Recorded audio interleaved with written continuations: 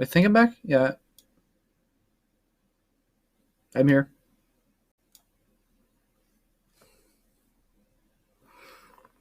Dragon Knight. Can I drag him in? I don't think I can. I can't. Dragon Nightstar, maybe.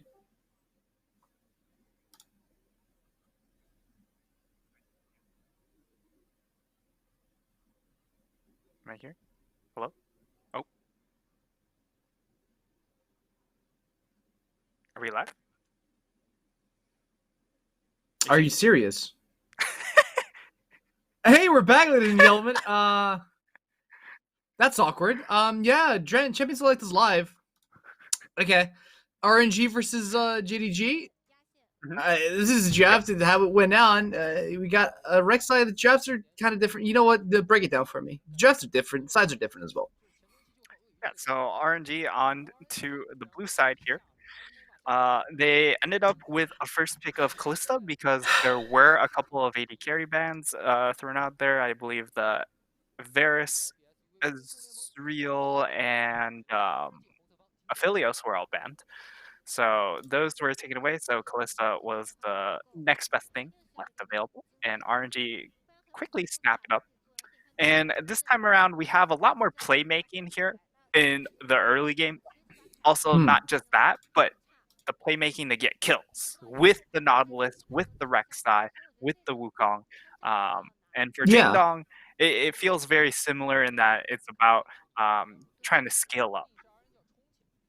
True, but you also have a different game plan here for Jindong. You still have Kanavi on the Graves, which doesn't really shift any power away from the jungle at all. And in fact, if anything, just emphasizes it with the help of Zoom on Renekton this time around. You have a lot more potential for 2v1s and a lot more mobility to do that as well. Late Invade coming in from JDG trying to cheese a kill here on Xiao Long Bao, but RNG, they're playing a little bit ahead of the curve here. Yeah, RNG are actually just going to try and contest. It's going to be a 4v4 very early on. They do get the smite, and already, like, Xiao Long Bao, the game plan against this man is definitely there.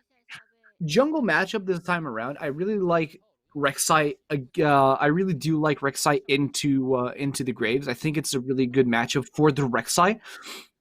If and only if the stars align correctly. If you catch Kanavi in a blind brush, if you have the Ernst in the trade, you can absolutely dismantle Graves in the 1v1. Otherwise, Graves can just kite you down because at the end of the day, you're Rek'Sai, and this early on in the game, you have a lot of cooldown on your tunnel.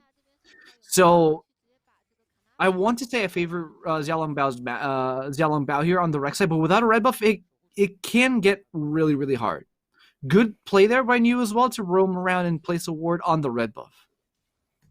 Yeah, surprisingly enough, New actually gets first priority top lane to actually be able to go for this invade here. But what it does set up for is the fact that New is in a position to get ganked by this Graves, whether or not it's through the fact that he's just going to get his lane frozen, or so he'd be forced to either give up large amounts of minions or try and make a play as we see Tahm Kench things happen. Oh! Betty, Hail of Blades, trying to chunk down Lu Mao, who's forced to exhaust while pulling the heal out of Loken. Good trade coming in from RNG in the bot lane, trying to establish some dominance here on the blue side here for the second game, which is actually pretty positive. This way you can actually have something good to go on for. Now, another dredge line goes out. Loken gets cut. Lu Mao is there for the assist. Now Ming gets immediately punished back. And the status quo right now seems that RNG will have the upper hand. For the bot lane, at least. For the bot lane, because Kanavi is still... Kanavi's a thing, yeah.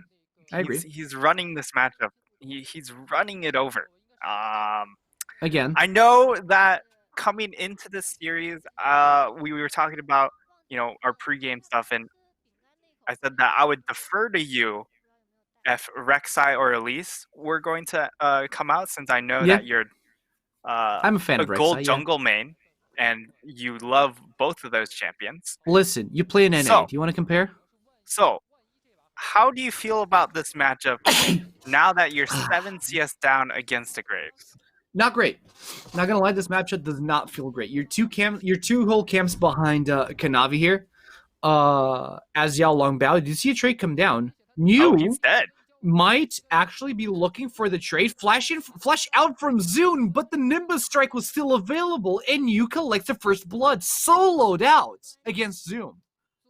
Solo kill, New takes down Zoom, and that's a pretty big kill there because of the fact that Renekton should have advantage in this top lane for the early game. We know what Renekton does in early game 1v1s. That should not happen. It shouldn't. I mean, just the fact that this matchup in the top lane, I would say that it runs around Zoom being patient with his resource management, because New is limited by a mana bar, while Zoom doesn't have to worry about that kind of sustain. Now, unless you're constantly trying to go for trades, New is going to run you into the ground just because he's got the attack speed debuff. He's got an armor shred as well, and he can actually outplay you with the clone. Yeah, as the trades get more and more extended, it definitely favors the Wukong, especially once you get more and more levels, just because of the scaling of the passive as well. And Yeah. it doesn't get any better for Zoom after this point. If he's already died once in the 1v1, it just becomes more and more dire. And right now, I like the item choice coming in from New, going for that Tiamat means that he's Okay. able to continuously shove in that top wave. Sure, he's not going to be able to try and go for 1v1 kills against Renekton, but getting a 1 kill already into a Renekton matchup is already a win. And now you're able to continuously invade into this top side and get ward coverage onto Kanavi to hopefully slow this man down. No, absolutely. Because we're not talking about a champion that is, strong in the early game and kind of flops in the later stages of in team fights and all that. No, we're talking about Wukong. Wukong is a strong dueler in sustained fights, and he is also incredibly proficient in large-scale team fights. So Wukong isn't going to get any weaker. On the other hand, Renekton drops off a cliff. Exactly. Like, completely drops off a cliff. So you're absolutely right. So let's see if New right now can actually face off against Kanavi if it comes to that. Yeah, and really, the crocodile is really only good for the nice crocodile leather bags that you're getting from Gucci. That's it. After once we hit that mid-game breakpoint, especially if he's behind. So New doing a fantastic job here, and the impact he'll have in team fights is also going to be really insane too, with the fact that he can just get double knockup onto targets, and now Xiaohu, he's up in the top lane as well. Zoom Well, pop.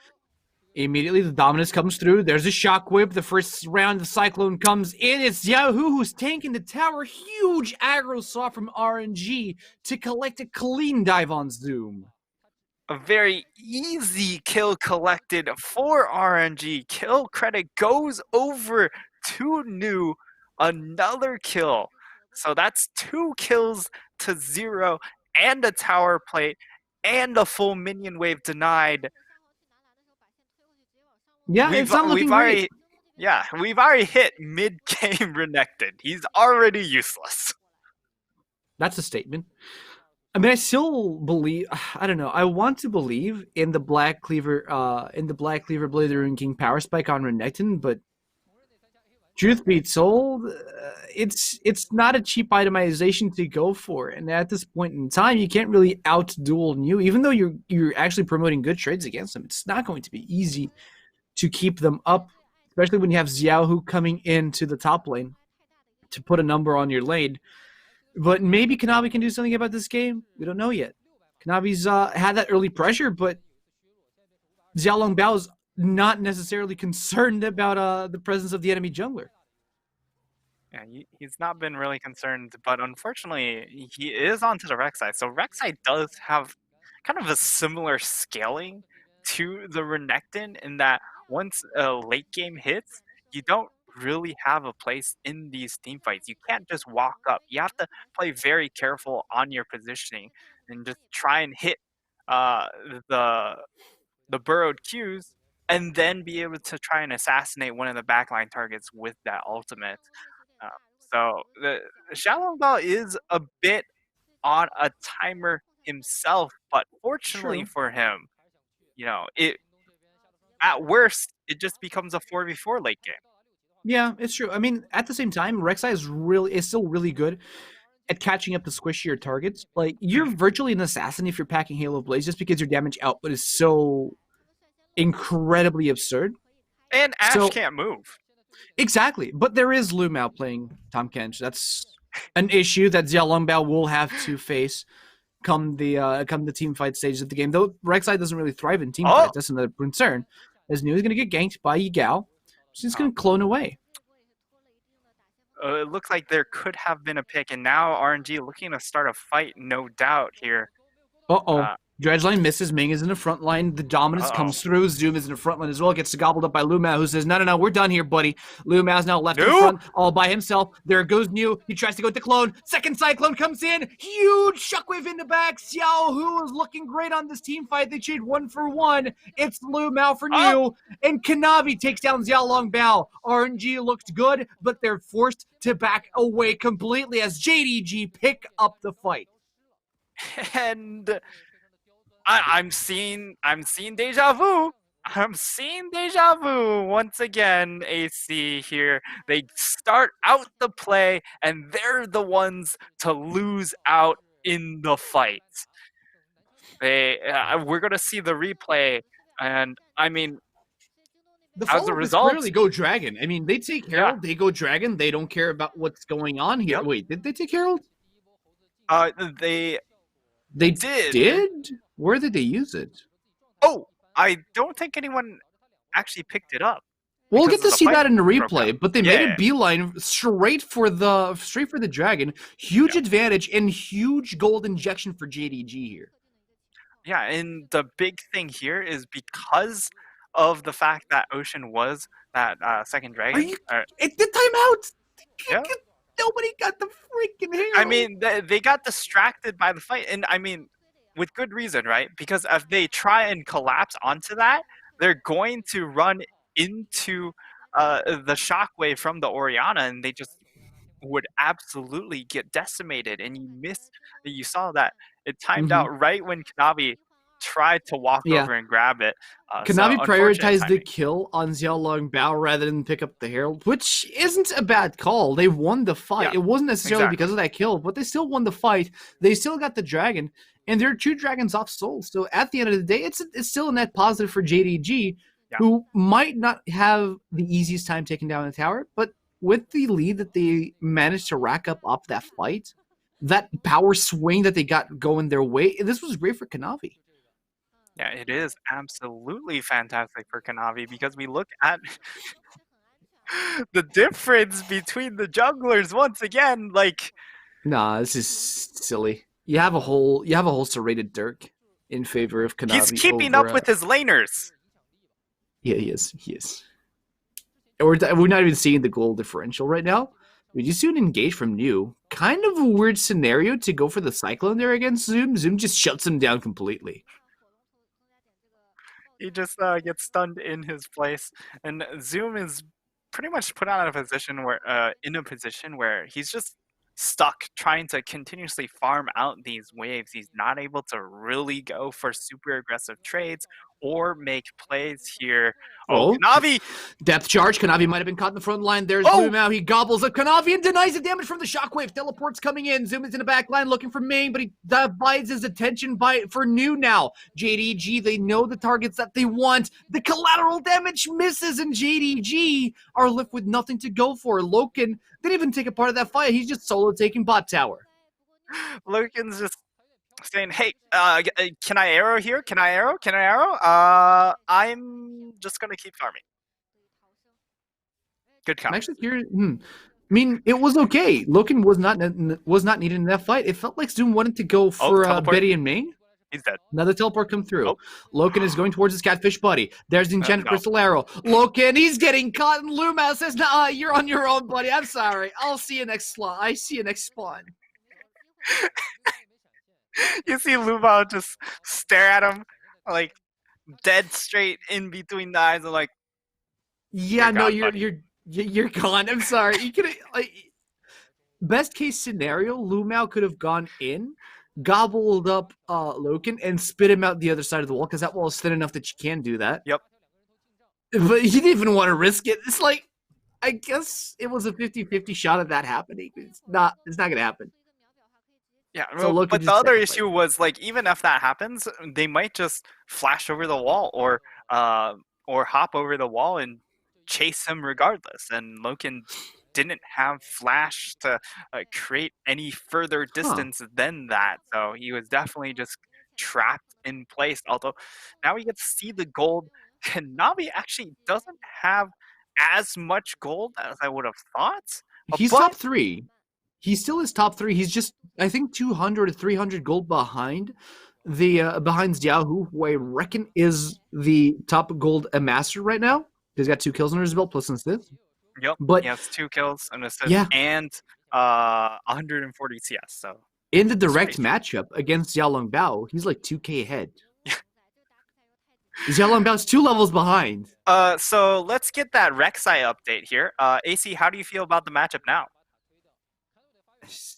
I feel like Xiaolong Bao has been relevant throughout most of the early game, and he's going to have a hard time finding picks and fights that are favorable to him in these later stages of the match. I mean, Rek'Sai is a very aggressive early game jungler, and we haven't seen much of that early aggression, much because RNG didn't really open up opportunities for Xiaolong Bao to shine as a whole. Yeah, so the real question is, like, where does Xiaolong Bao actually go from here? Because now that he's not, I mean, just look at the item difference. He's full 2,000, full item behind. Sure, you're going to be able to get this Inferno Dragon, but what role do you have in these team fights? If you go in onto a member such as Yagao or Loken, you can't. You don't have the damage to necessarily kill them. No, and you can't. Look, it just happened. Lumao goes in, gobbles him up, spits him out the other side. Lumao's in trouble. Shockwave comes through. Flash from Lumao is going to keep him safe for the time being as JDG disengage from that fight completely. RNG keep on spending resources that JDG capitalized on the sidelines. Yeah, Zoom's able to get that tower on the side, and now it's going to be a siege on to this second Rift Herald. Of course, the importance of this one isn't as much as the first one, but Jingdong do have positioning on it. This technically is the first one. As you see the fight come down, Loken with the huge enchanted crystal arrow. Zoom is in the back looking for Xiaolong Bao. Betty recalls their just abort mission. And they're trying to abort completely as JDG secure position. Not another one. Not another one. You're kidding me. Okay, they got it. All right. Second arrow doesn't go to waste. It's Yagao that collects it. They collect it. Saved. We were saved. And I think they just break 2 towers in the mid lane, to be honest, because there's really nothing else for them to do. They have the Rift Arrow now.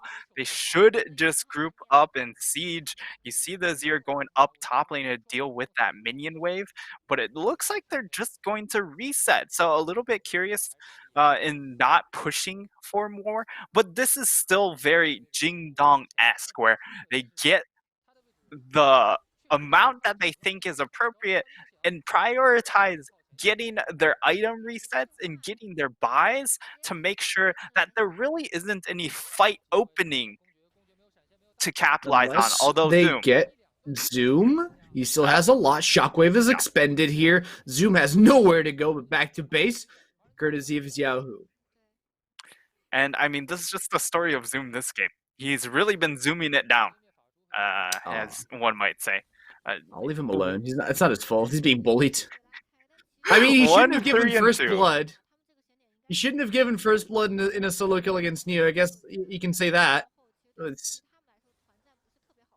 don't know. It's hard because he's just being targeted now by RNG as a whole, and it's not necessarily bad because if you keep on spending shockwaves, taking down solo targets, you're not going to have resources for a team fight. But now we get to see how dire this game is. Oh, well, no shockwave available means that you do have the Emperor's Divide. You forces the flash out of Kanavi and Yagao. As you do see Lumao stuck in the backline, it's RNG that collect that kill. And Cheddar Crystal Arrow coming in for the assist, trying to disengage, but it's a little bit too late as RNG focus their efforts in the mid lane now. Efforts will be thrown into that mid lane, and they will be able to secure themselves that mid lane tower. So finally, RNG able to get a play that sticks and actually have resulting consequences. They're finally able to punish and get that mid lane tower, whereas in the previous game, you saw not only did they just trade unfavorably in the fight, but then even when they got turrets, they traded unfavorably too. So the fight starts out a good ultimate coming in from Yagao, but they're already so split that it doesn't really matter. Lamau is just out on the side, and he's just going to die for free. They thought they had the pick on Xiaohu, but as soon as they saw Niu is a problem. They can't fight with Niu on the board. So they decided to disengage, sacrifice Lumao in the process, and slowly but surely, RNG get a power swing back in their favor and are leading the goal charge right now. But if you look at what Colonel thinks, he actually... Yeah, JDG. It's beneficial to JDG. Heavily Jingdong favored. And I mean, it is for a decent Do you agree with that? Because of, like, just look at Kanavi. I'm looking at Kanavi. He's got almost another Flame Horizon going on. There's clearly a jungle gap going on here. But you still have an Azir. Not only we're talking about Graves, we're also looking at an Azir and an Ashe. And it's an Ashe who's not building towards the Manamune that we saw last game. She's going to play the Rune King. This is going to be more of that late game oriented build, being able to pump out as much percent health damage as possible. We'll be able to cut down onto targets such as Nu and Ming, who will be stacking a little bit of health here. And for RNG, though, their composition is still a lot easier to execute. You look at that comp, you have a Wukong and you have an Orianna. Those are very easy R buttons to just hit. For sure. As we do see RNG get another dragon. This was actually this isn't good. It is not great because look at their positioning. They have nowhere to fight for this. JDG could potentially look for this tower. You have Ming being thrown in. Go Ming with the Nautilus. You have Zoom being tagged down by everything that RNG have to throw at them. And Xiao Longbao is the one that gets the kill. JDG are late to the fight. They still find the kill on Xiaohu off the back of it, and they're going straight for the Baron because RNG's bars are blinking red. Yeah, and the big thing is they lose Xiaohu there, and without Xiaohu, they don't have that teamfight presence. They don't have that ultimate. Will be able to use his ultimate and get back into the fight when he respawns, but it just comes down to Nu. Nu has to be the one that wins them this fight. Well, Nu still has his monkey copter up, and he's got it twice. As Yao Longbao does not have smite up, so the steal could be dangerous. It could be non-existent. Kanavi takes down Nu. The fight blows out. RNG seem to be in a good position, but their numbers are scattered. Look at Yagao. Shockwave come through. It's huge. It's a double kill for Betty. A triple market. RNG are back in the game once again.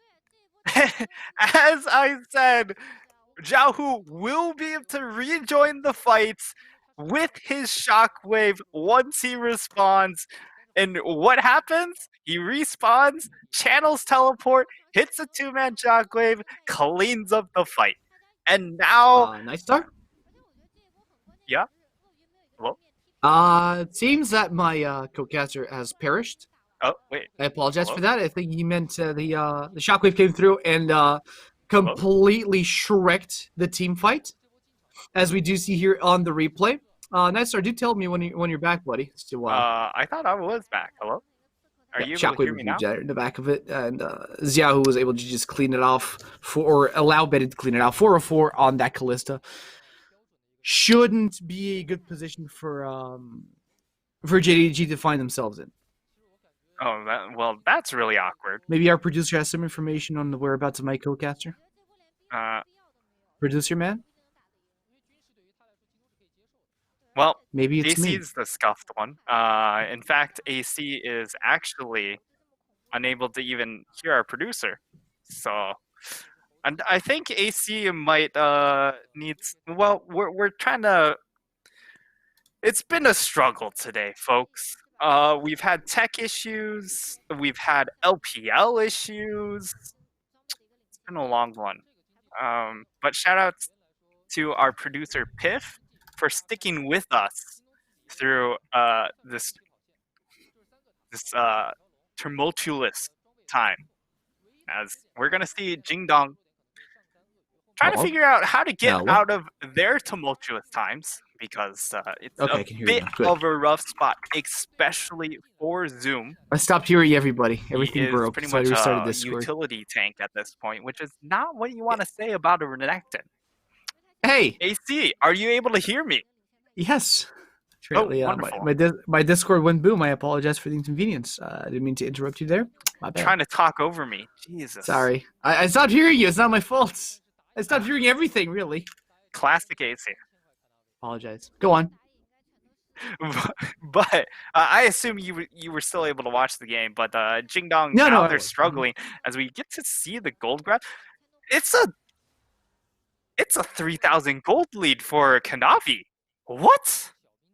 3,000 gold lead over. They're down 1,000 gold, but he's up 3,000 over Xiaolongbao. I'm not really surprised by this. I mean, Kanavi is still a very relevant carry threat. We talked about this. He was a carry threat in the last game. He still is a carry threat this game.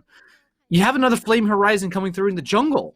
But the problem is, you have so many resources funneled into Kanavi that in the long run, it might actually be a problem because you're not having your soul and scale as fast as you'd like them to.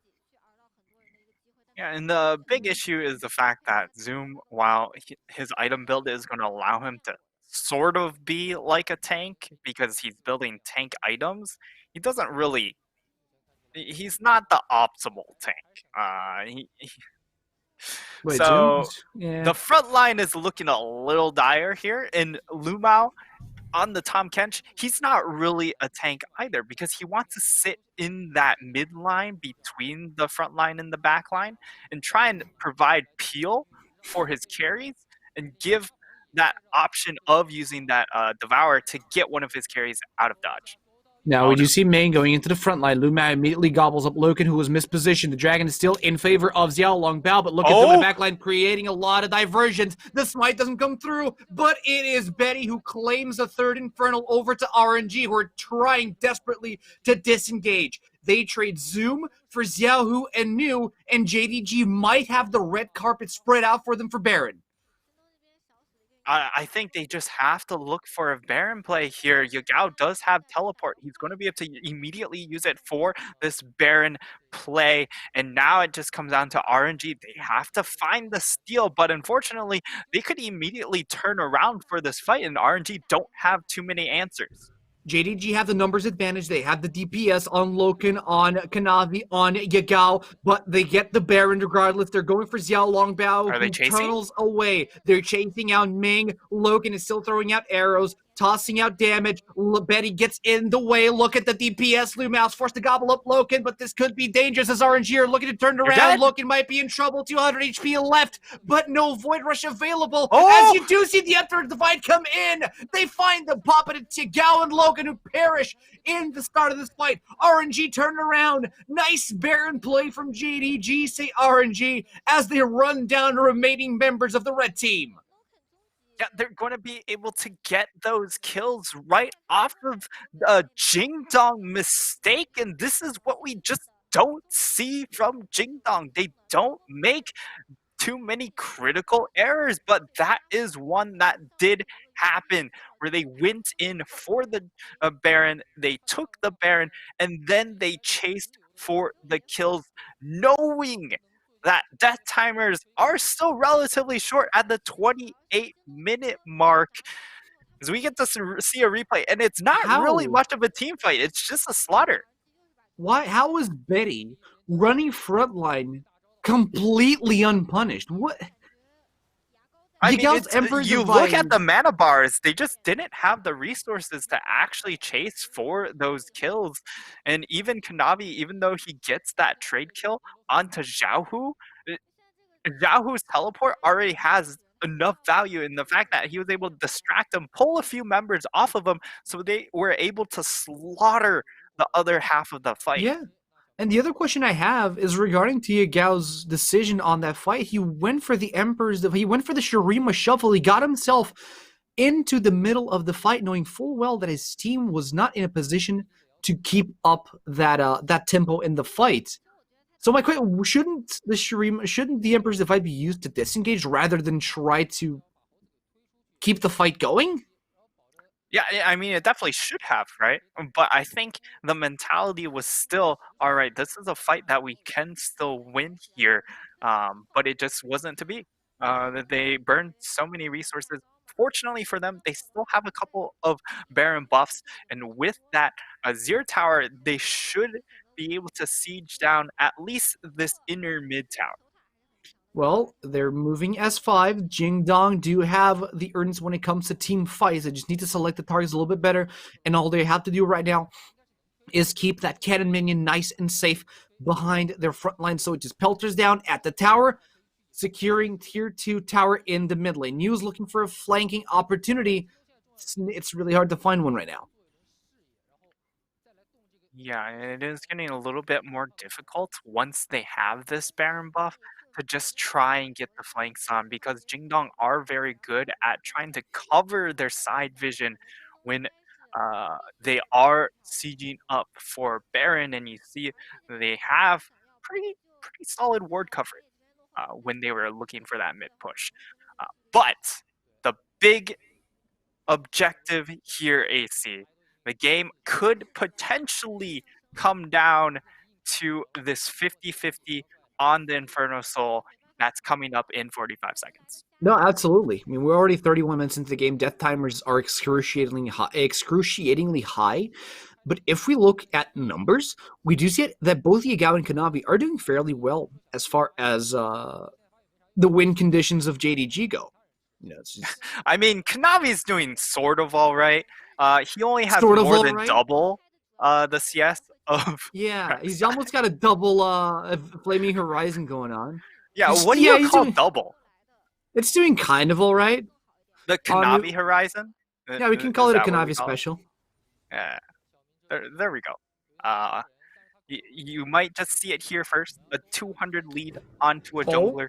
Oh, oh, that's a oh, depth charge coming in the back line, looking to save. However, Xiao Lumbao's a little bit mispositioned, but you do see the Cyclone oh, coming through, and oh! it's Kanavi that's caught in the wrong place at the wrong time. One of the carries for JDG is down for the count. Xiao Lumbao is still alive. Zoom is struggling to find the kills. Xiao Lumbao takes down Zoom. JDG's fight goes down the drain as Loken is the last man standing. He takes down Ming, but it's still the ace for RNG, and this is almost for sure game. This should be game. They have a minion wave. Well, actually, they don't have that large of a minion wave here, but with the minions coming in next, they should be able to just burn down these towers. They have enough auto-attacking carries left available to just take us to game number 3, AC. Well, and if my predictions are anything to go by, I did predict that JDG would win this 2-1. 3 So it and can't 1. be 2-1. Shut up. I can't be too disappointed at the outcome of this game number 2. It was a well contested match for JDG, but ultimately it was their greed and their attempt at keeping up the momentum from last game that took the best of this game too.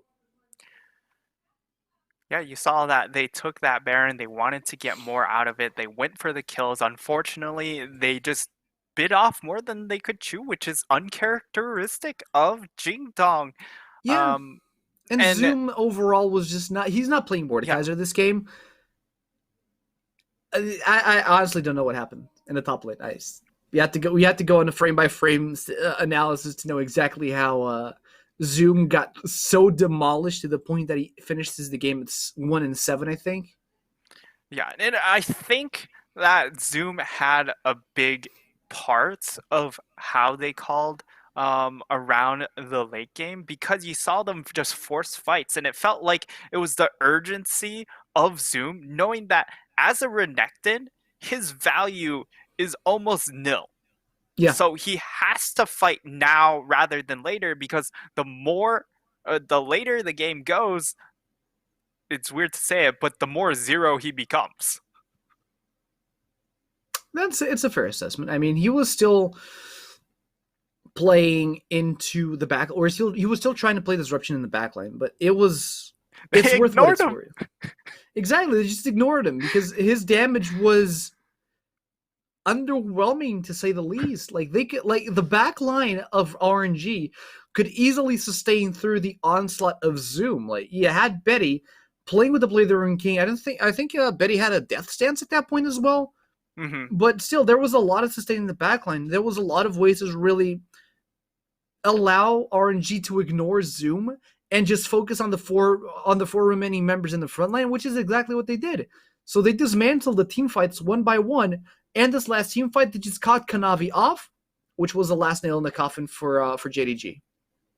Yeah, and this comes down to Renekton picks, man. If you're picking Renekton when you have junglers like a Graves and you're not going to try and play around it, then it just really is sort of a dead pick. There are just so many other options that you can opt for. Um, even tanks that you can opt for that would have a lot more impact, would still be able to uh, do just fine in lane, and yet once we hit those mid to late game team fights, you'd be absolutely terrifying. But here we just saw it was just ignored. Yeah, this was the Just a first. nice little back scratch. Yeah, this was the first Baron play, and it wasn't necessarily a bad call for JDG. They just should have turned around the fight a lot earlier. They allowed that fight. Yeah. They forced themselves to go into the Baron pit. They wanted to finish the Baron before going into the fight.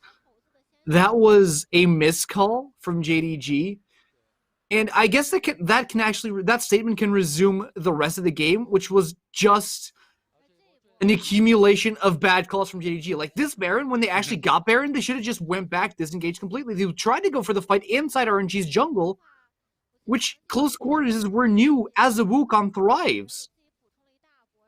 Yeah, and now that we see the replay on that fight, I really think that Yagao thought that they could take that fight with the teleport coming in from Zoom. But unfortunately, what Zoom didn't tell him was that he doesn't really count as a champion at this point in the game.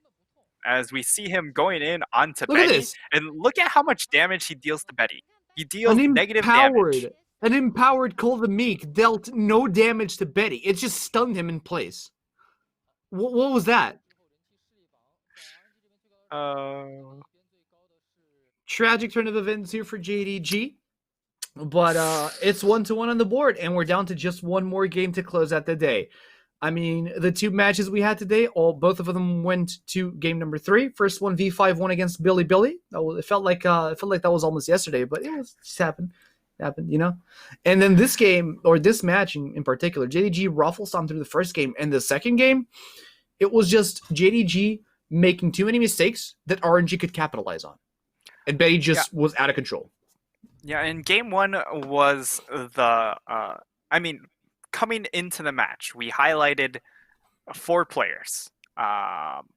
Both of the top laners, and then both of the junglers. In game number 1, it came down to a difference in the junglers.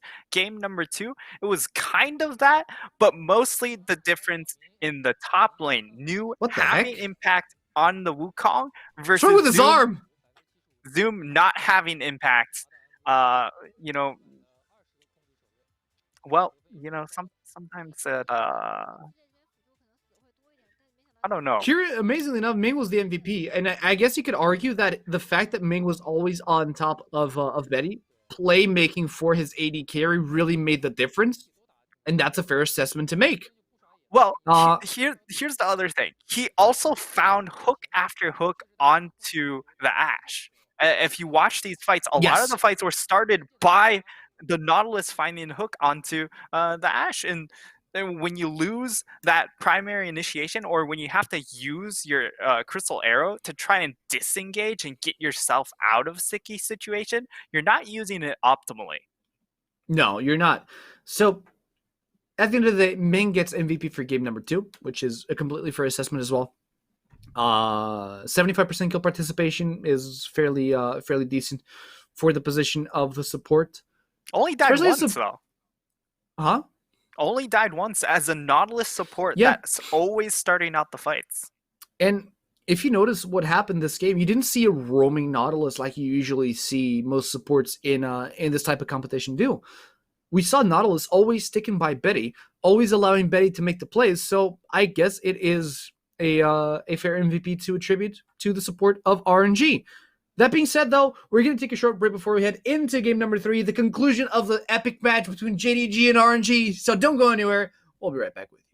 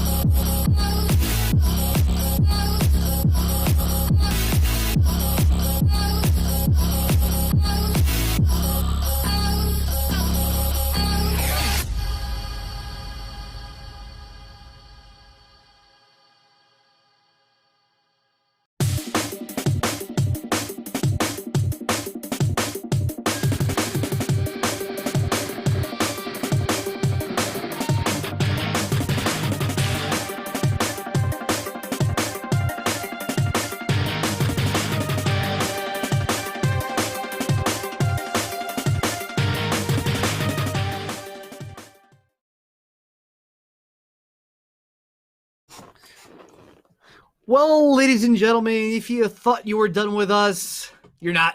You're stuck with us for one more game because JDG versus RNG is heading towards a game number 3, and it's up to JDG to decide which side they're going to take, and they're going to take the blue side. As always, I'm AC, and as you briefly saw, I'm still joined by Nightstar to bring you all the action in and out of the Summoner's Rift. JDG on the affiliates again.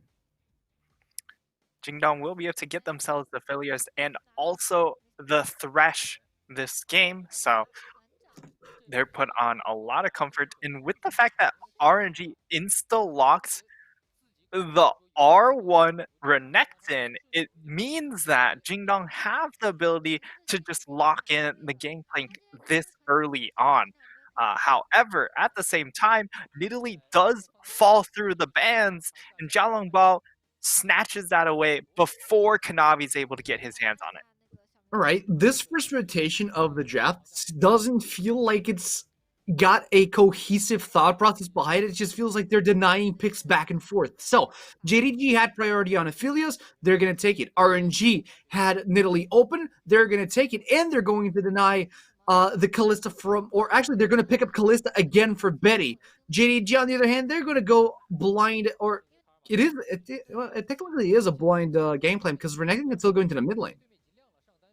It could still go into the mid lane, but at that point, I think you just have Zoom chase around the Renekton. So wherever this Renekton is going, Zoom should just be following it along.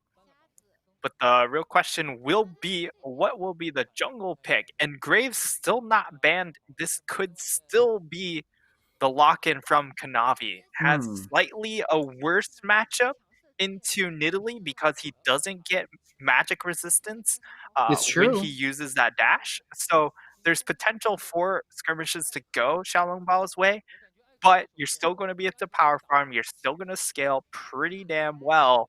And with the composition you have, that just might be what the only thing you need to do. True. Now that JDG are trying to decide what they want to take into the mid lane, Zoe has been banned from game 1. They're going to go for the Twisted Fate on Yagao yet again. And despite the fact, like you said, he does like Graves does not skill magic resist on his true grit passive. They're still hovering over this option. You have Elise available if you want to have a different type of matchup against Italy, but Graves has been working. Why would you switch it up now? So they're going to throw Kanavi a bone and give him Graves yet again. One last pick for RNG left. Yeah, the last pick is going to be either that mid lane or the top lane if they swap that Renekton there. But instead, it's well, there's still swap potential here. Huh. But with the Silas pick, it's actually really good into both the Gangplank and the TF because you're able to steal away their global ultimates and use them as your own. So you're able to match the pressure provided by the Gangplank and the TF. Unfortunately, though, Jingdong still have 2 globals in comparison to 1 knockoff global. True. But Silas is this Yahoo special. Silas is, as a champion, has a lot of mobility, has a lot of sustain, and has a lot of trade pressure as well. So in a direct matchup against the Gao's Twisted Fate, I do feel like Xiao, who could have the upper hand here in the mid lane, unless some exterior force comes into play to prevent his success in the mid lane. JDG, though, they're back on the blue side. They have Kanavi again on the Graves. So I fully expect to see Kanavi dominate Xiao Longbao, even though he's playing the Nidalee that has been restricted of access up until this game. I agree. And what I also like Good. about but on the flip side for RNG, I really like their top half of the draft or and like in general their draft this game has probably been the best. Um because they picked strong laners for a Nidalee. You have Renekton, you have Silas, and you have Kalista Taric, all of whom provide their own sources of the CC, and they should get wave priority, at least in the first couple of waves, which will then allow your Nidalee to try and look for an invade.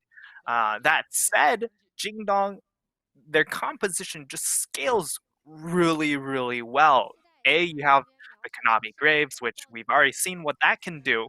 And then you have things like a Gangplank. We all know what Gangplank does. A Philios and a Twisted Fate. So the late game on Jingdong is really terrifying. The RNG do have pretty good skirmishing and team fight in the mid game.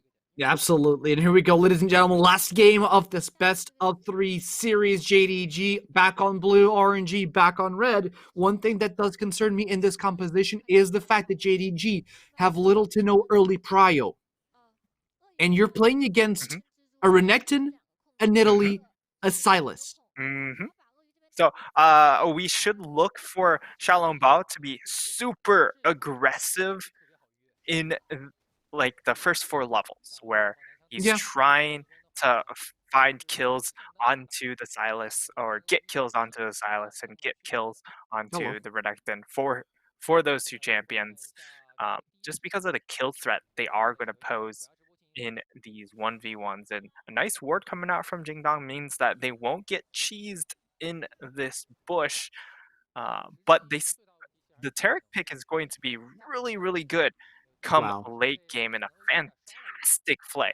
Yeah, that flay comes in from the ward that was placed on that brush before the minions even spawned. So great prediction here from JDG. They did their homework. They know exactly how RNG play in the spot lane. They know the cheese points, and they know exactly how to counter it. Now, what I am concerned, you said that Xiaolong Bao has to be aggressive in the first 4 levels of this game, but it's kind of concerning to me, considering that that has not been the case for Xiaolong Bao throughout this best of 3 series, despite the fact that he's playing high tempo junglers. So I mean, I will disagree on that one because of the disagree fact with me, Daddy. In game 1, you did see a lot of early tempo coming from him on the Nidalee, or not Nidalee, but the Trundle pick, where he was just constantly running up and down the river to throw down the pillars to burn those early flashes. And that's kind of what we need to see here. However, this time it has to come down to his laners setting things up for him instead of him being the facilitator. Because in game number 1, of course, you can just throw the pillar and they have no counterplay. Here, they have to hit, get the slice and dice into the stun, or get that abscond. I think that's the combination. Abscond, abduct combination from the Sylas to actually get those kills. And then you have the Kingslayer as well that deals percentage damage and heals him for a ton, especially if he is below 40% HP. Sylas is such a fun champion, and I do see the early aggression coming in from Xiaolong Bao, so far not being punished at all. He started top going bot, but this is going to promote Yagao and Kanavi to immediately respond. Dive? This is a potential 3-man dive, but how do you intend to dive with a Gangplank who has no setup for you? They're doing it. They're doing it. You have the yellow card, teleport coming through. This is going to say, yeah, no, we're done here. It is a summoner from Xiao Hu. Tries to go in for the Abscond Abduct, not quite finding the target. But he is going to find people here on the recall. Not going to allow Kanavi to recall. He wants to promote this fight. Abscond is used. Abduct is not going to do anything. Xiaolong Bao is there to keep up the fight. But RNG are just going to permit JDG to disengage. Yeah, so all in all, nothing really happens. But the Gangplank is out to a pretty damn good lead already in this matchup. And this is one of those matchups that Zoom is incredibly skilled at because he's been so used to that. Flash in from Ming. They find Loken. Loken's in trouble. He wants to disengage. A lantern's tossed down, but Lu Mao is left alone to his own device in the middle of 2 people. As Xiao Hu's coming down as well. Abscond Abduct available. They get the double stun coming in. Watch out for Xiao Hu comes in. Loken flashes over the wall, and it's up to New now. First blood comes in. It's Loken that wait, no. It has actually been that collects first blood here. They get the 2 kills for 1 so far as a huge mess installs itself in the bot lane. Xiao Hu tries to get the kill on Zoom, but the flash is pulled out of the top laner from JDG, as RNG are kicking off this match with a double kill on Biddy.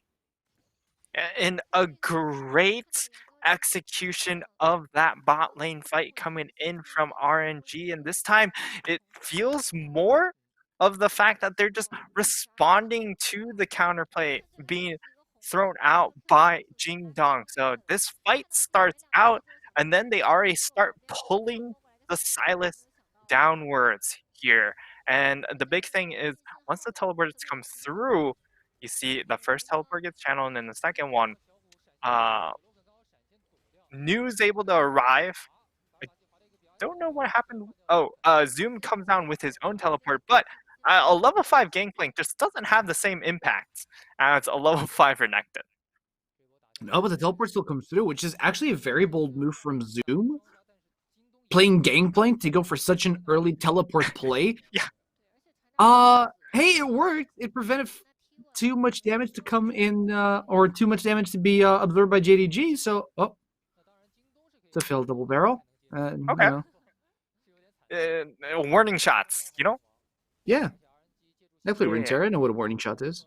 It's a card. Costs 0 mana. Deals 1 damage to the enemy nexus. Yeah, it's just really to make sure he knows that he could hit him with the barrel if he really wanted to, but decided not to. Exactly. He's the one that's controlling the tempo of the street. And so far, it does seem like it. I mean, yeah, he's behind the farm, but it's a Gangplank on one end, and on the other, he's got a kill.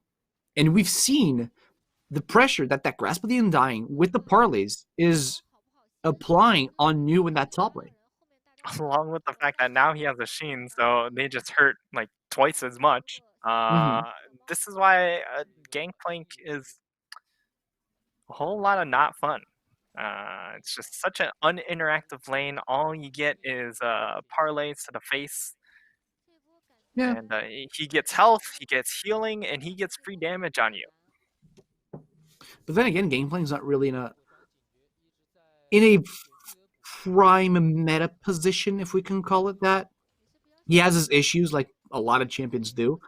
Just that they're extremely accentuated on the Gangplank. The lack of mobility really hinders him as a champion. Oh, yeah. But at the same time, it could be coming back with how much Ornn is being played. You can just play it into Ornn. Basically, every matchup that you're going to see Kill in, you can definitely pick the Gangplank into as well. Oh, absolutely, because they're both scaling champions. I mean, when it comes down to the mid-late game spice, it kind of becomes a 50-50 who gets the upper hand. Do you see a dive being set up here on the bot lane? RNG seem to be in trouble. Cosmic Radiance is not yet available because Ming is in level 5. Xiao, who takes down Loken on the dive. And what a floppy play by JDG. And JDG invest all their resources. They hit that level 6 power spike and they just go for that bot lane dive. And that's just kind of what their draft was designed to do. Once you hit level 6, you have access to that Gangplank ultimate. You have access to that TF ultimate. And then you press all those R buttons on that bot lane. But unfortunately, Loken was tanking tower and he's not very tanky. No, a little mismanagement of the aggro on that turret really put a hamper on JDG's game plan. And this gave away a little bit too much over to RNG, who are playing an early game comp. And if they're not able, or if they're able to successfully catapult themselves from this early game into the mid game, JDG are, I would argue that they might be in trouble here. Yeah, it is looking a little bit rough here for Jing Dong. And the fact that their first execution, kind of like how when you see a Nocturne being locked in, it's very important for that first ult to work out. And that's the same case for a TF and a Gangplank. Well, a little less so for Gangplank since he doesn't necessarily have to be in the fight. But especially for a TF, it's just so important to actually get impact out of that first ultimate. They don't find that, and now They're in a little bit of trouble as Xiaolongbao should just throw out the Rift Herald once they're able to crash this wave. They're waiting for information. They want to make sure that they know where Kanavi is so that they don't flop a dive as well. They finally found the enemy jungler. Xiao Longbao is leading in terms of level against Kanavi, who's having a tougher time dealing with this Nidalee than the previous iterations of Xiao Longbao in the jungle. Big trade coming in from Xiao Hu. Could be looking for the dive. But Xiao Hu's running low on his mana pool, so he's not going to go after Yagao's Twisted Fate. Yeah, and Xiaolongbao right now, he is really comfortable. This time, Kanavi doesn't have the farm lead, isn't ahead a bajillion gold in comparison to Xiaolongbao, and now he can just go in and try and camp these bushes to apply pressure onto the graves and try and get the jump and try and get the kill. Oh, As New, he's just trying to trade, trying to huh. crash this wave for the most part. That's why he opts for that trade, because he knows Okay. he's going to go for that recall. Fair enough. I mean, that was a very awkward trade, but it's a trade that right now New cannot afford to go for. He went first item Tiamat just to try and maintain a shove against Zoom, but the trades are going so favorably for Zoom that I don't know. New just it feels like we're having another problematic Renekton in our hands. Yeah, at least with this build, he will be able to still pressure out the waves, whereas in the last game, you saw Zoom go for the Black Cleaver, which meant that when New pushed in the wave with his Tiamat, Zoom was kind of stuck. So he had to make a decision of giving over a lot of gold by having those minions crash into tower to Mm-hmm. try and follow up on roams from Wukong, or to farm the minions, but then give up that extra roam pressure from that Wukong. Um, so here I do like New's build, and he's Wait. going to get a Rift Herald. I'm pretty sure it's because Rift Herald was about to time out. Okay, fair enough. Then again, They don't get much out of this, but it does mean it they're might going to get tower, force actually. resources. It's going to get the tower because look at Kanabi. He Oh, is okay. no way, shape, or form in a position to be defending this tower. So first tower actually falls in favor of RNG. This is a very big surprise. Kanavi is being genuinely out pressured by XLB. Yeah, he is getting a little bit out pressured here, and more importantly, they're able to break that tower onto the gangplank, force him in a spot where he's not going to be able to just play up into that lane. He's now forced in a position where he's going to be very defensive. Hold up. However, Flash in from Betty with the Fates call. It's going to force the flash out of Logan himself. So flash for flash on the AD carries. As RNG try to go for a sneaky play here on Loken. A lot of pressure being applied by JDG in this bot lane, but Xiao Longbao is on the bottom half of the map, so he could be looking for an interaction now that Loken's flash is down.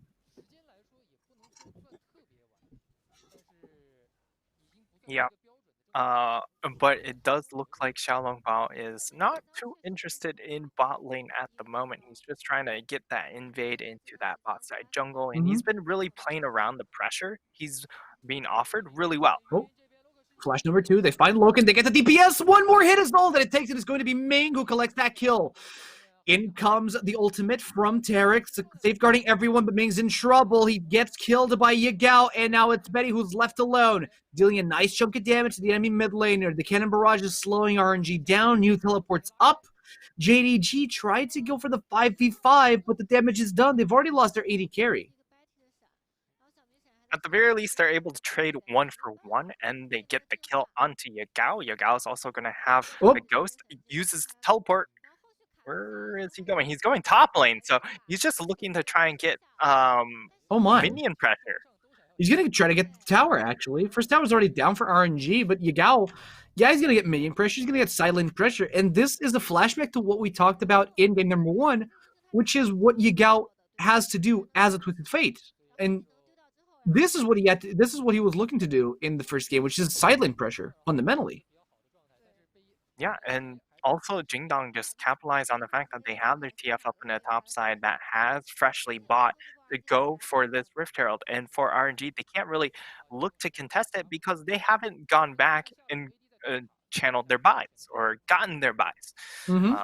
Betty is still trying to finish this bot wave, so he has a lot of gold he's sitting on. However, on the flip side, RNG are able to uh, get Oh, themselves the two dragons. So we're looking at once they get this ocean dragon, they yeah. could try and make a contest for Soul very early on at the 26-minute or 27-minute mark. Right, but at that time, you kind of expect Kanavi to maybe be a little bit more online in this game. This game has probably been like his slowest of the series. So at the 27-minute mark, where you're talking about the soul timer, I fully expect Kanavi to be able to contest these objectives with or without Lumao there to lantern him out. Yeah, actually, I tried doing math on stream, and Did I you did fail? scuff that up, and I forgot that the next dragon's coming up in 30 seconds. So the Soul Drake would be up around 22, 23 minutes. Yeah. Uh, so 5 minutes less still is going to be time for Kanavi to catch up Okay. here, and you know that he's been able to really output damage in both of the games that we've seen him on the grave. So it wouldn't be Yeah. surprising for him to really take control of it. But with how far uh, Not Loken this is game. behind, To be honest, yeah, we've been seeing Kanavi output a lot of damage, but not this game. This game, he yeah, feels very underwhelming. Like this, he's still going to be able to, or actually, he's still going to be forced to concede that dragon or the third dragon in this case over to RNG, who collect it and go straight for the mid lane. JDG still find the tower. The cannon barrage was there to try to slow down the approach of RNG as JDG successfully disengaged from the red team. But I don't know. It just feels like Graves this time around going for the Black Cleaver first gives him a bit of a slower scaling than what if he would have gone for the Umbral Glaive. going for the lethality. But it Mm, also just kind of describes his role in the game, where instead of going for the Umbral Glaive and being able to just clear out wards, he can't just walk into the jungle of RNG like that in this game. So he's forced to kind of fall back to a more consistent DPS build with okay. the Graves and just being able to be a little extra durable in these fights because you know the bruisers of Xiaohu and Nu, and you can describe Silas as a number of things, but uh, He's a bruiser. At the end of the day, I mean, he's he's not. bruiser, He's not assassin. He does everything. a little bit. Yeah, I would say with the proto I belt, hate you that champ. probably see him. I do too. Don't worry. It's. I know. I hate him too. But yeah, I fully expect to see Yahoo in that backline just healing out of every damage output that he collects. I mean, he is a bulky. He's not. It's not that he's bulky. He's just very, very hard to kill. You either burst him down and prevent his Kingslayer and prevent his Kingslayer from Oh, taking too or dealing too much damage. As you see him 1v1ing Lumao off the back of it, you see Yahoo popping off his stopwatch as the fight goes down, forced to flash back on the mid laner of Xiaohu. RNG are trying to disengage on that attempted oh, dive, new. but look at New coming in, flashes in, locks down. Yagao gets bursted up, but not enough to be taken out. Yes, it is. It's a double kill from Betty. Back-to-back Lumao and Yagao get taken down, and RNG are in a dominant position. Xiaohu is ready for the disengage. Zoom is in the front line, but RNG have had enough.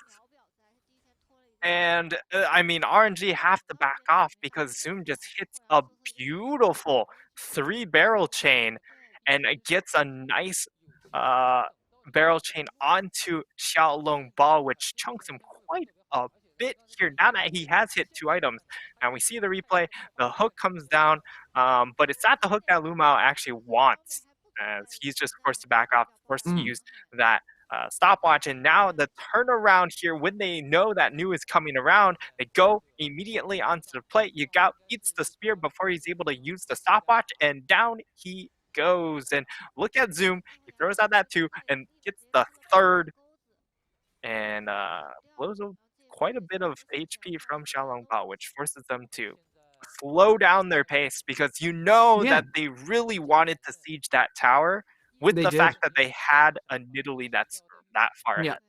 Now, my only question about that fight is how consequential it kind of felt. I could be wrong. This could be consequential. This could be consequential. Yellow card goes down, stuns Xiao Long Bao, but Betty collects his 5th kill. And I'm starting to get some flashbacks from game number 2 where Betty just went out of control. As you see a back-to-back fight. Now it's up to New. 1v2. Looking for Loken. The damage output on New takes down Loken as he stares Lumao in the eyes and says, "You want some of this?" In comes Zoom. Lumao's in trouble. Look at the spell rotation. You gets to double. Zoom is nowhere near to collect the life of the crocodile. Oh, man. As the Baron Nashor is initiated, New is running rampant on the Renekton. And Renekton. This is why you pick it first pick on red side, AC. Yep. I always believed in the Renekton. Well, I mean, you know, when you go... Look, the correct expression here is the dead clock is still right twice a day.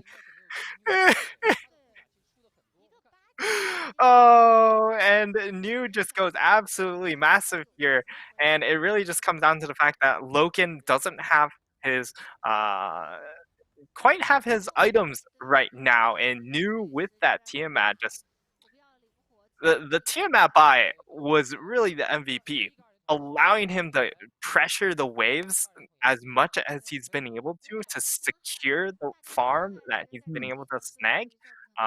And now he has that Randuin's, and if you look at Loken and where his build is at, he doesn't actually do that much damage to this Renekton. Uh-oh. We talked about this. 22-minute mark. It's time to contest Soul, and this time around, JDG do not want to let RNG have it for free. Lumel bites the dust right off the bat. It's Ming that collects that kill, so right now it's a 4v5. Kanavi can still try and steal it, but you have a New. There's a collateral damage. In goes Zoom's Cannon Barrage. Actually, no, it's Xiao who's stolen Cannon Barrage. Soul is down for Betty, or Soul is down for RNG. Xiao takes down Loken for the 5th time this game. The game is looking dire for JDG as RNG are running this momentum down the mid lane. And RNG ramp up the aggression after they're finally able to find the punish. And I mean, RNG are just so much more patient this time, or in this game, rather than game number 1 that they've been able to capitalize on these mistakes. The hook does land, and this might be a little bit too far. There's just not enough damage output on Xiaohu. He's too bulky. He heals for too much. He's got way too much support from the rest of the squad. RNG are pulling a beautiful 4-1 split. This could very well just be game. You have 5 members of JDG alive. They have 1 more trickle pull left alive to go for this game, but they don't have any cooldowns whatsoever. So RNG are just running with it. They have everything available to them. JDG are still waiting on the Destiny. They're still waiting on the box. Cannon Barrage is on cooldown on Zoom. So RNG, despite all of this, they're opening 2 inhibitors and going back to reset. Yeah, there's just so much money now accumulated onto RNG. It makes a lot of sense for them to go channel these backs to get that gold cashed on in. As we get to see the replay onto this fight, and it's just New and Ming just running absolutely rampant. You just don't have any way of stopping the Kalista from doing Kalista things and throwing in the Taric, and the Taric is just too hard to deal with. He is, but Betty here, Betty played that like a fiddle. It couldn't have gone better. Stopwatch used to perfection. He's now has a death stopwatch in his inventory, but Betty is still ruining the game for JDG on that Kalista. And moving forward, if other teams are watching this, you best be wary of Betty's Kalista.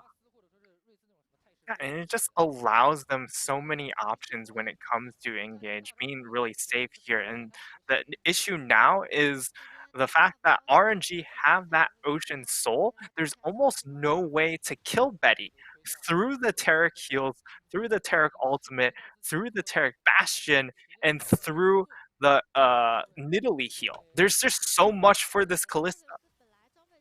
Yes, there is. And there's also one more inhibitor that RNG need to take down before they can actually call it a clean game.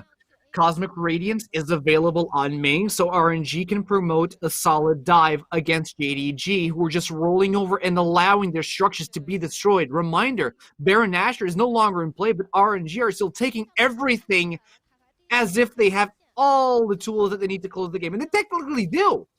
It's just 2 Nexus Towers left in RNG to seal the deal here on this best of 3 series. Yeah, thankfully for Jingdong, they do have a lot of wave clear.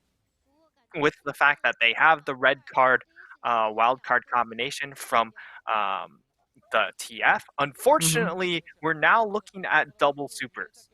Oh, double supers coming in from all 3 lanes. Zoom in the front line manages to clear out the waves with his barrels. So far, still good, but the first double wave of super minions is coming in through the mid. RNG are already clearing out the way for these to come through. There's trigger pull. RNG go in. Cosmic Radiance is down, and everybody's dealing damage to the structures. JDG are unable to do anything to damage the backline of RNG. Betty is running low on the health in his bar, but the Nexus is exposed. RNG just needs to tap it in the back to seal the deal and take home the 2-1 victory over JDG. And they just ignore all the champions on their screen for that last fight. They know how important this series win is for them. Getting a win over Jingdong, who, I mean... Jingdong were spring winners. Yeah. Like, this is such a huge morale win for RNG, not to mention the fact that they now go to 3-1. Jingdong, it feels... I'm having small flashbacks to last year where they went from 8th seed to 2nd place in spring, but then they didn't even make playoffs in summer splits. And after a start like this, sure, this is very early. It's only 3 games into the season. And they've got 13 series left to play. You are a little bit concerned with how they responded in that game number 3.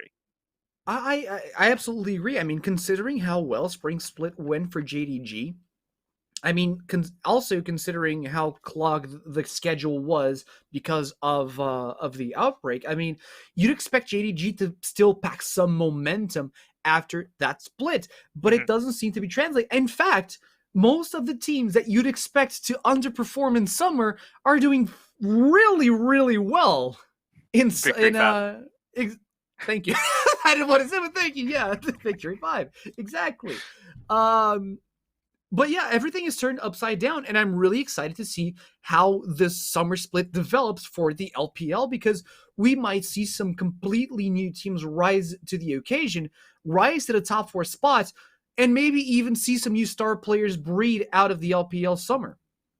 Yeah, and just to remind everyone here, the fact that LPL gets 4 seeds, 4 worlds, means that a lot is available for any team hitting a hot streak here and then being able to carry that into perhaps the gauntlet, or if they're even able to contest the top 3 and just win it all, that auto-qualifies them as the first seed. It does. But that's maths that we still have a lot of weeks to go through before we get a couple of them. A couple of them, yeah, a couple of them. We still have a lot of schedule to go for. We take a look at the replays that happened through this game, that led to the ultimate demise of JDG. I mean, Xiao, a level 5 Gangplank teleport. Hello? That I don't like. I don't know, man. I have a lot of questions. This dive, I feel like this attempted dive from JDG was the beginning of the end for them because RNG were able to actually capitalize with a kill on Loken. And I don't feel like Loken ever actually managed to pull himself back up from that misplay in the early game. Yeah, it was an unfortunate game for the Philios. So I he didn't go 0 and did he go 0 and 5 today? Oh, He was played in game number 1. Wait, who are we talking about? Oh, no, wait. Loken did win onto the Philios. Okay. So he won game 1 with the Philios. And so Philios today went 1 and 4. 200 years. And this is where Riot says, see, look, he's very balanced. I mean, statistically, I don't know. But the start of the show, this game, curiously enough, was new. He completely redeemed himself from his first game, which was... We all saw what happened. That call the Forge got that he completely missed the rebound on the headbutt. And the same can be said about Xiaolong Bao. He had a clean game. He was able to stay on top of Kanavi and his Graves. He was able to out-tempo Kanavi's Graves as a whole. And actually, by shutting down his resources, he just fundamentally won the jungle for his team, gave them a lot of safety, and allowed New to get that much priority, which just in turn forced or allowed Betty to pop off completely on the Callista yet again. Yeah. So, Xiaolongbao finally gets himself a good game after 3-game series. Everything is okay. After 3 hours, he finally gets his good game. So at long last, we're able to get Xiaolongbao on there, but we're just waiting for the man of the match here. What are your predictions here? For the man of the match? Yeah, it has to be Betty, right? It has to be who? Betty? Betty. Yes, I think Betty should have gotten man of the match last game, or man of the MVP last game. Man of the match as a whole, hard to say because individual players shined in individual games. Betty was the most consistent throughout all the games. Ming did pretty well on the Taric this game as well. But if I had to give an individual MVP for this game, I would say New. New on the Renekton really put a number on the backline of JDG, and I think he was a big promoted to this victory by just disrupting the backline completely. But yeah, you said it yourself. I'm gonna say Betty. No, Betty is a good MVP selection for this game, just because of how much he was able to pop off on the Callista. It's not about the fact that his team opened up avenues for him to shine, but he was able to capitalize on the opportunity that he was given. Yeah, and Betty was pretty much in control of both game 2 and 3, being able to shot call from the Callista spot. And especially when you're ahead on Callista, you just have that option to you, being able to call the engages, kind of like Ashe, but then you just do more damage than an Ashe in these mid-game team fights. Yeah. So I like that aspect of RNG. I don't think they'll get Callista that often in the future. So we'll have to see how RNG decide how they perform without that pick. Yeah, absolutely. And I wanted to draw one final parallel, or not draw a final parallel, but actually pick up on the point where you compared Callista to Ashe. One of the biggest differences is, well, Ashe has an extremely long range engage, but Callista doesn't have an individual engage. She throws in another champion into the fray. So if well utilized, it can be very devastating, and I think Betty used it to its full potential. Final notes on the series. Well played by RNG. JDG, it's still too early in the split to determine whether or not this is going to be a tendency. Yeah.